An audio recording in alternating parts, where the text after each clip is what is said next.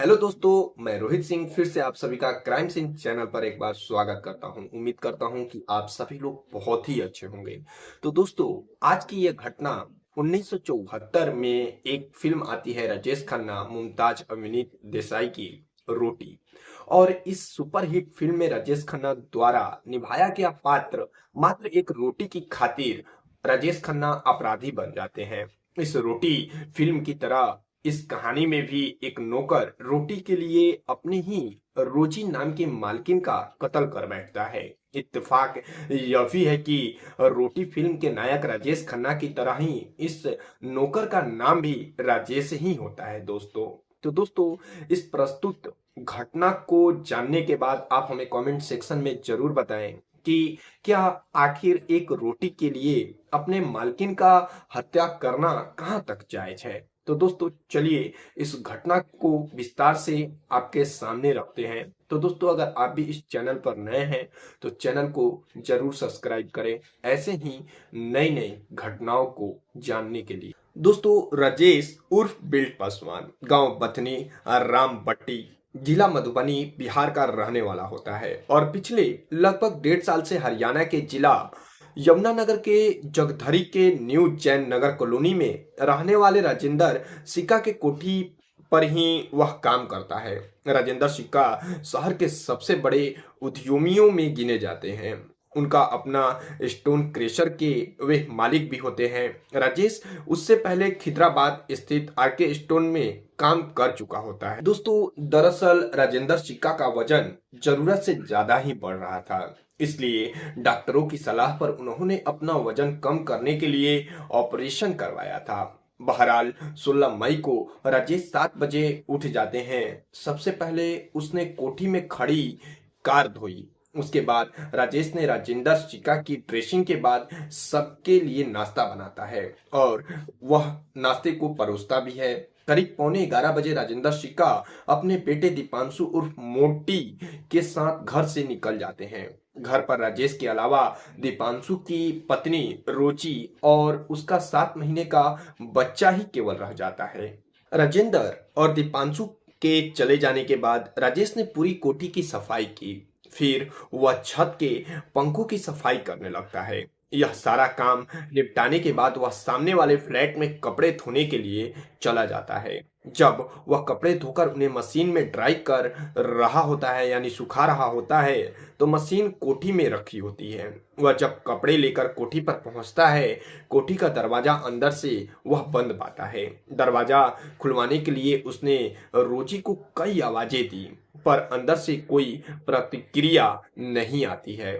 वह काफी देर तक दरवाजा पीटता रहता है। अंत में हारकर उसने दीपांशु को फोन करके इस बात को बताया कि मशीन में कपड़े सुखाने हैं और भाभी जी दरवाजा ही नहीं खोल रही हैं। दीपांशु ने उसे कहा कि वह रोजी को फोन करता है तब तक कपड़े कोठी के लॉन में फैला दे। यह दोपहर 1:30 बजे की बात है।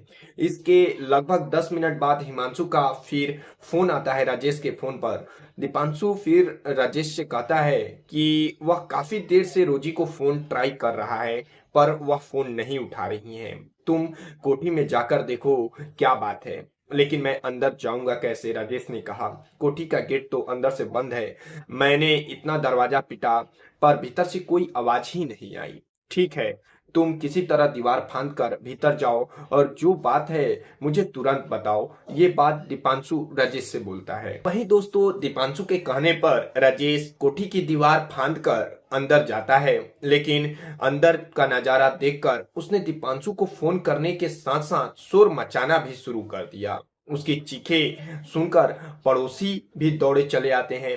पड़ोसियों ने जब भीतर झांक कर देखा तो उनके भी होश उड़ जाते हैं। उन्होंने पुलिस कंट्रोल रूम नंबर को 100 एवं एम्बुलेंस कंट्रोल नंबर 102 पर 20 से ज्यादा बार भी फोन किया, लेकिन वहां पर भी कोई प्रतिक्रिया नहीं आती है। तब राजेंद्र सिक्का और दीपांशु भी वहां पहुंच जाते हैं। कंट्रोल रूम में जब किसी ने फोन नहीं उठाया तो वे लोग अर्जुन नगर पुलिस चौकी में पहुंचे और मामले की जानकारी पुलिस को दे देते हैं।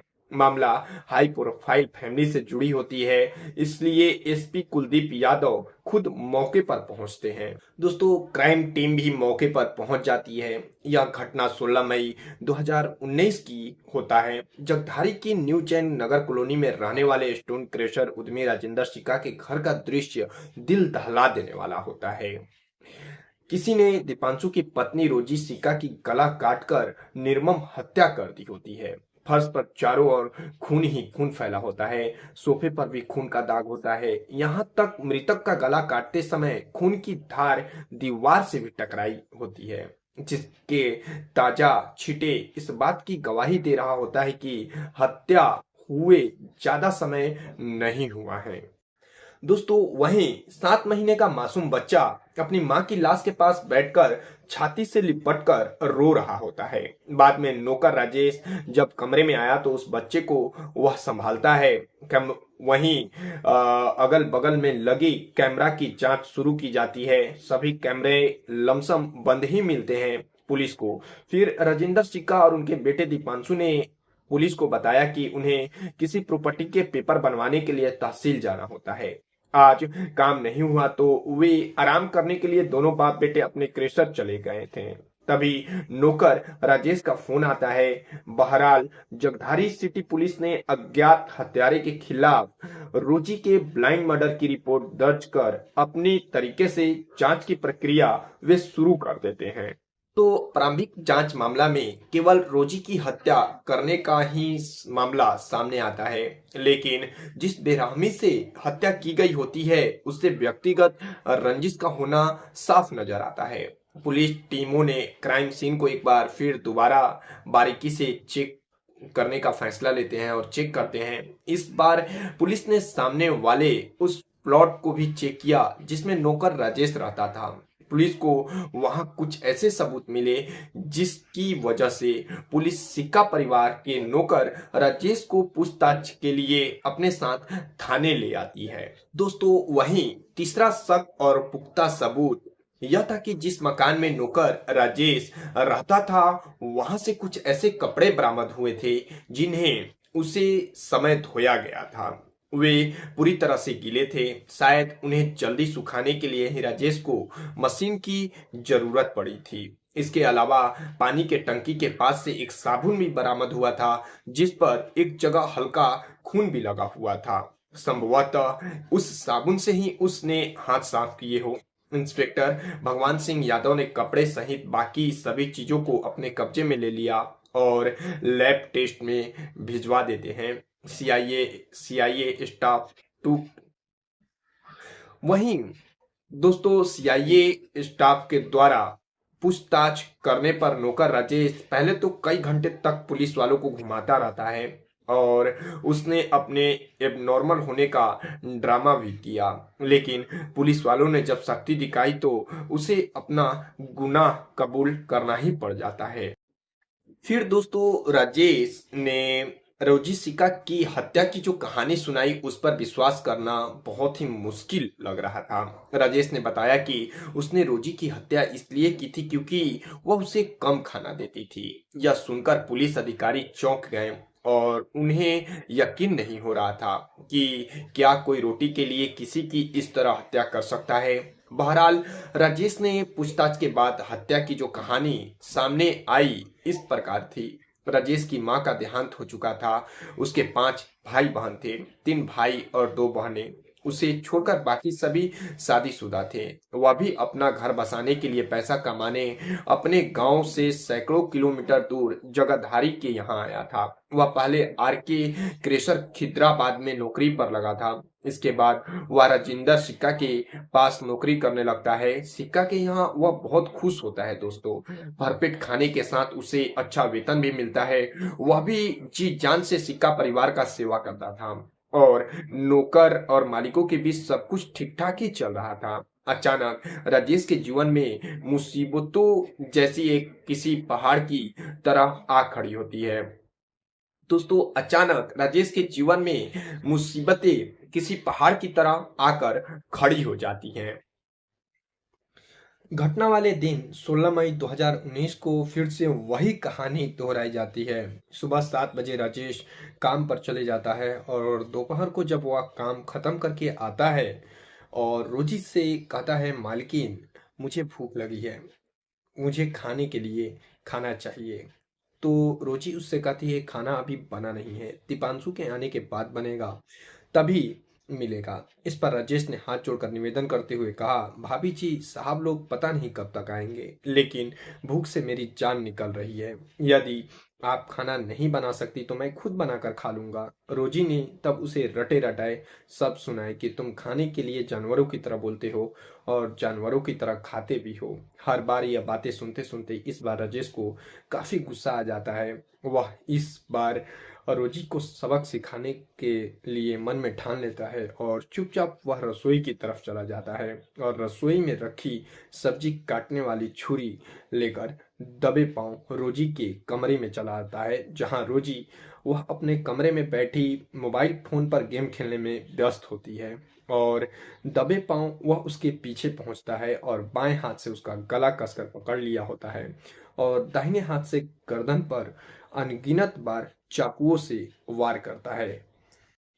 अचानक हुए इस हमले से रोजी भी घबरा जाती है। फिर जल्द ही उसने अपने आप को उसके चंगुल से छुड़ाने का प्रयास शुरू कर दिए। चीखने चिल्लाने के साथ उसने अपनी गर्दन छुड़ाने के लिए राजेश के हाथ पर अपने दांतों से काटना शुरू कर दिया था। उसने राजेश के हाथ की 2 उंगलियों पर अपने दांत गड़ा दिए। इसके बावजूद भी राजेश ने पकड़ ढीली नहीं की। अधिक देर तक संघर्ष ना कर सकी तब तक राजेश ने चाकू से उसकी गर्दन रेत डाली थी। इसके बाद वह कटे हुए वृक्ष की तरह लहराते हुए फर्श पर गिरी और कुछ देर तड़पने के बाद हमेशा के लिए शांत हो जाती है।